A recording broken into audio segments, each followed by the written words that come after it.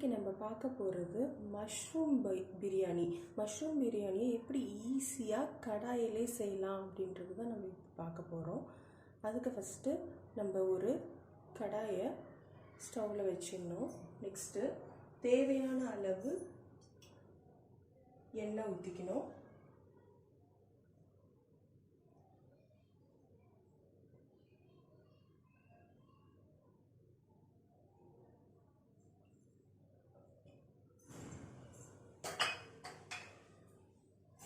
அதுக்கப்புறம் கொஞ்சம் 2 spoon key add பண்ணிக்கோங்க.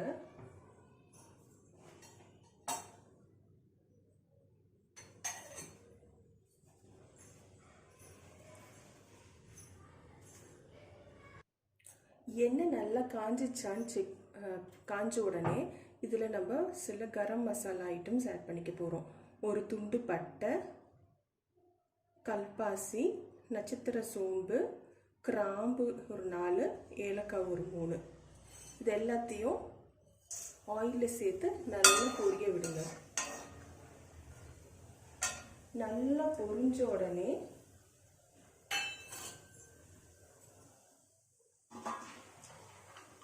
நீல வாக்கில் கட் பண்ண ஒரு 2 ஆனியனை இதில் ஆட் பண்ணிக்கோங்க.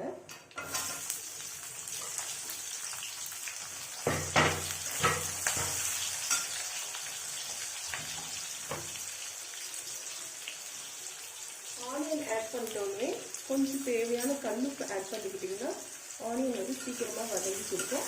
இது நல்லா கொஞ்சம் ப்ரௌன் ஆகிற அளவுக்கு வதக்குங்க. கூடவே ஒரு 2 பச்சை மிளகாவை ஸ்லிப் பண்ணி சேர்த்துக்கோங்க.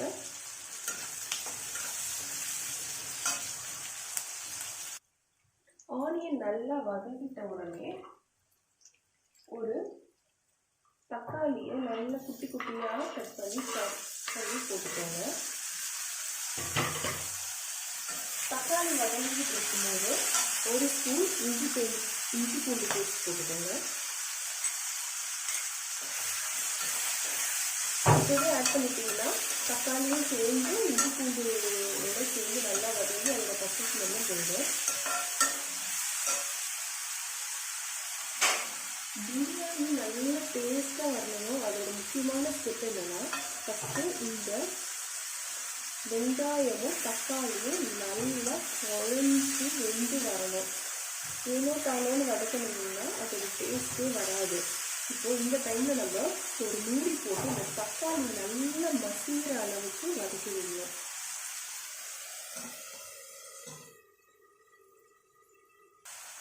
தக்காளி நல்லா வதங்கிட்டோன்னே இப்போ இந்த பிரியாணிக்கு தேவையான மசாலாவை ஆட் பண்ணிக்க போகிறோம்.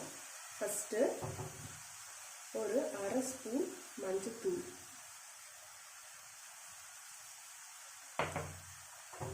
இப்போ நான் 1 டம்ளர் அரிசிக்கு அளவு சொல்கிறேன். ஒரு 200 கிராம் இருக்கிற அரிசிக்கு நான் அளவு சொல்லிகிட்ருக்கேன்.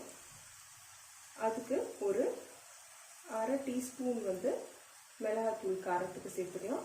உங்கள் வீட்டில் கொஞ்சம் காரம் அதிகம் சாப்பிட்றவங்களா இருந்தால் இன்னும் கொஞ்சம் எக்ஸ்ட்ரா சேர்த்துக்கலாம். இது ஒரு நார்மலான காரத்தில் இருக்கும். நெக்ஸ்ட்டு ஒரு 1 டீஸ்பூன் பிரியாணி மசாலா, ஒரு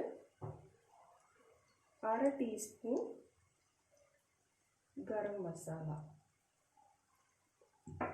இது எல்லாத்தையும் போட்டு கொஞ்சம் பச்சை வாசனை போடுற அளவுக்கு நல்லா வதக்கி விட்டுக்கோங்க. இந்த ஸ்டேஜில் ஒரு கைப்பிடி புதினா,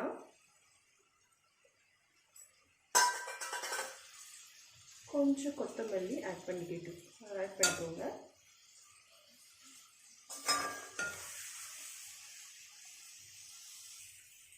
மசாலாலாம் நல்லா வதங்கிட்ட உடனே இதில் ஒரே ஒரு கரண்டி, ஒரு சின்ன கரண்டி அளவு கெட்டி தயிரை சேர்த்துக்கோங்க. இது கெட்டி தயிரை சேர்த்திங்கன்னா நம்மளோட பிரியாணி இன்னும் டேஸ்ட் நல்லா வரும்.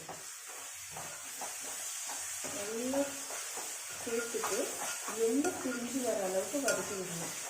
இப்போ பார்த்தீங்கன்னாலே நல்லா தெரியும். இது சேர்த்துக்கணும். நல்லா அது மசாலாவோட கலந்துருச்சு. நல்ல எண்ணெய் பிரிஞ்சு வர அளவுக்கு இதை வதக்கணும்.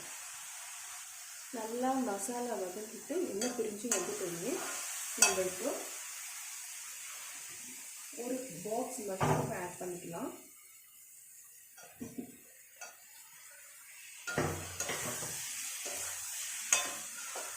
மஷ்ரூம் நல்லா வதங்கி இதுலேருந்து நல்லா எண்ணெய் பிரிஞ்சு வரணும். அதை அந்த அளவுக்கு வதக்கணும். பிரியாணியோட டேஸ்ட்டே வந்து இந்த மாதிரி நம்ம ஒரு பொருளை சேர்த்துட்டு அதை நல்லா வதக்கிறதுல தான் இருக்குது. அப்படி அப்படியே நம்ம பாட்டுக்கு போட்டுகிட்டே போயிட்டோம்னா அது வந்து அந்த அளவுக்கு டேஸ்ட்டாக இருக்காது. இப்போ நல்லா ஒரு 5 நிமிஷம் வதங்கி அது வந்து எண்ணெய் பிரிஞ்சு வரணும். இப்போ பார்த்தீங்கன்னா மசாலா வந்து நல்லா எண்ணெய் பிரிஞ்சு வந்துருச்சு. எண்ணெய் பிரிஞ்சு வந்தவுடனே நம்ம இதுக்கு தேவையான அரிசியை ஆட் பண்ணிக்கலாம். நான் இன்றைக்கி ஜீரக சம்பா வந்து சேர்த்துக்கிறேன். ஜீரக சம்பா அரிசியை ஒரு 1/2 மணி நேரத்துக்கு முன்னாடியே நல்லா தண்ணியில் ஊற வச்சுட்டு 3 வாட்டி கழுவிட்டு தண்ணியில் ஊற வச்சுட்டு நல்லா தண்ணியை வடிகட்டிட்டு இந்த மசாலாவோடு சேர்த்துக்கோங்க.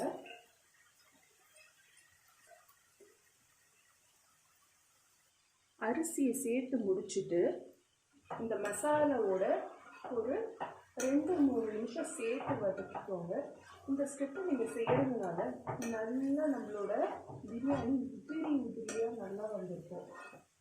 பார்த்தீங்கன்னாலே தெரியும், நல்லா மசாலாவோட பிளெண்ட் ஆகி அதில் வந்து எண்ணெய் பிரிஞ்சு வர அளவுக்கு வதக்கிக்கோங்க. ஒரு 2-3 நிமிஷம் வதக்கினாலும் இந்த மாதிரி ஆகும்.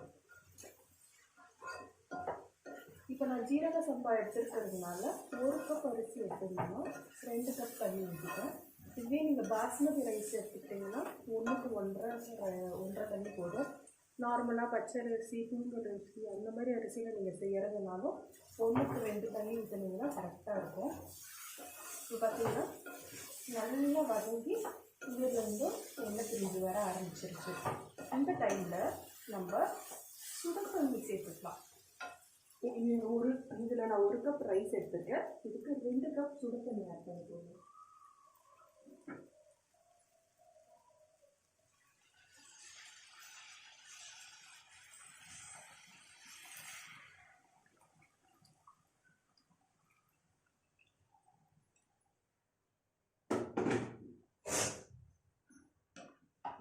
நல்லா சுடு தண்ணி ஆட் பண்ணிவிட்டு நல்லா தளன்னு கொதிச்சு வரும்போது உப்பு இருக்கான்னு இதில் செக் பண்ணிக்கோங்க. இந்த டைமில் உப்பு, காரம், சப்போஸ் ரொம்ப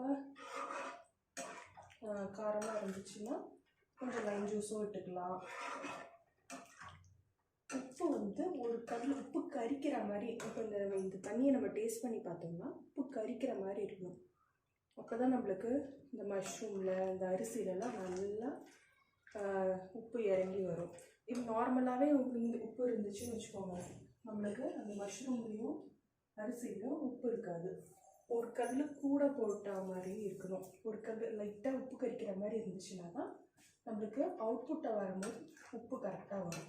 அதுதான் மெயின் ரீசன். பிரியாணி நல்லா தளன்னு கொதிக்கும் போது ஒரு அரை மூடி லெமனை புழிஞ்சு விட்டுக்கோங்க. இது வந்து நல்ல சாதம் வந்து உதிரியாக வரத்துக்கும் ஒரு லைட்டான புளிப்பு டேஸ்ட் வரத்துக்கும் ரொம்ப ஹெல்ப்ஃபுல்லாக இருக்கும்.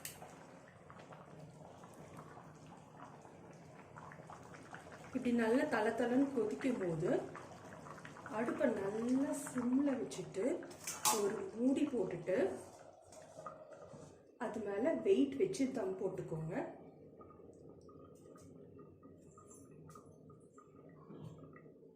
இந்த மாதிரி ஒரு 15 நிமிஷம் விட்டுடுங்க.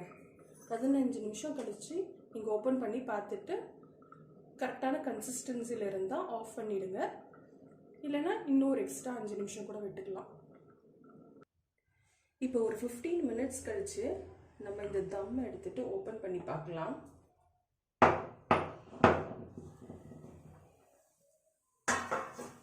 பார்த்திங்கன்னா நம்மளோட பிரியாணி நல்லா பொலன்னு ரெடி ஆகிருக்கு.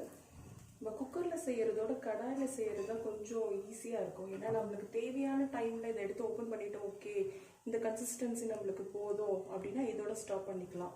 இப்போ பார்த்திங்கன்னா அடியும் பிடிக்காது, நல்லா ஒத்தையாக இருக்கும். பார்த்தீங்கன்னா நம்மளுக்கு தேவையான கன்சிஸ்டன்சி வந்துருச்சு. நம்ம இப்போ ஸ்டவ்வை ஆஃப் பண்ணிவிட்டு ஒரு 5 நிமிஷம் மூடி வச்சுட்டு அதுக்கப்புறமா சர்வ் பண்ணிங்கன்னா இன்னும் நல்லா உதிரி உதிரியாக வரும்.